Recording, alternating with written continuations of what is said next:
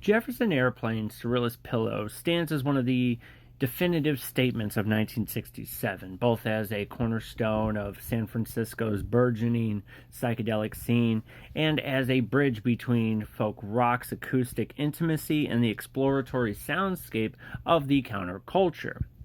It's an album that helped crystallize the psychedelic aesthetic into a form palatable to a mainstream audience without sacrificing its sense of strangeness.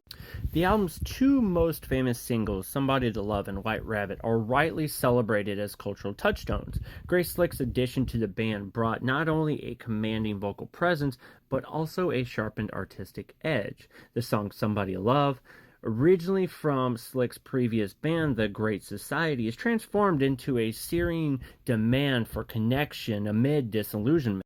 The song White Rabbit, with its crescendoing structure and evocative Carolean imagery, distills the era's experiments in consciousness into one of rock's most potent allegories. Yet, focusing solely on these singles risks overlooking the album's breadth, with tracks such as Today and Coming Back to Me reveal a quieter, more introspective dimension, with Marty's fragile vocals carrying an almost confessional weight. These moments balance the album's intensity, creating a dynamic interplay between pastoral folk balladry and electrified psychedelia. The interplay of acoustic textures and electric guitar tones, often attributed to, in part, of Jerry Garcia's uncredited contributions, give the record its distinctive dreamlike atmosphere.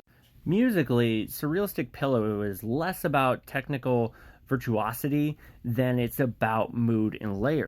The guitar work of Jorma and Paul oscillates between sharp rhythmic foundations and swirling ornamentation, while Jack's bass provides a melodic anchor that frequently takes on a lead-like presence.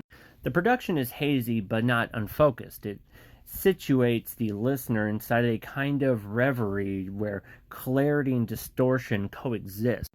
Historically, the album is significant for how it captured a moment in cultural transition. It predates the full immersion of rock into studio experimentation, of course, as heard later that year by Sgt. Pepper's Lonely Hearts Club Band and Piper at the Gates of Dawn, but pushes far beyond the conventional folk rock framework of the mid-1960s.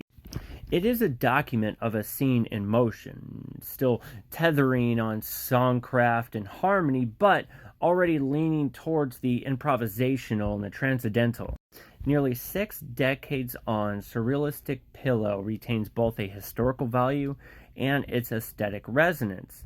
It is an album that can be studied as an artifact of 1967, yet it continues to offer listeners a transformative experience, a reminder of how sound could be both rooted in tradition and radically forward-thinking.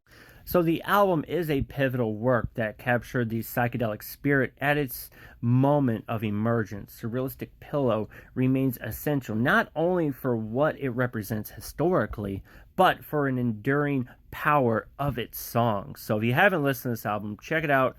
Let me know what you think.